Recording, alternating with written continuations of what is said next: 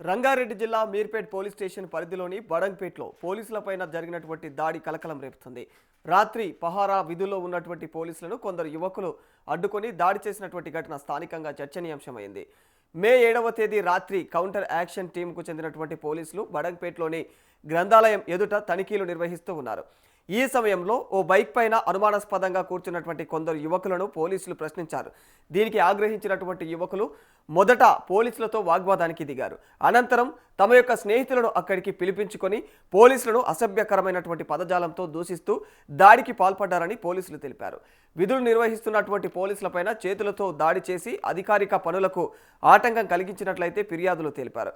మరి ఈ ఘటనపైన పోలీసులు సాయి కుమార్, నరసింహ, ప్రభు, శివకుమార్, కృష్ణ, మహేష్లపైన అయితే బిఎన్ఎస్ సెక్షన్లు 121 క్లాస్ 1, 132, 352, 221 RBW 3 క్లాస్ 5 కింద అయితే కేసులు నమోదు చేసినట్లు తెలుస్తోంది.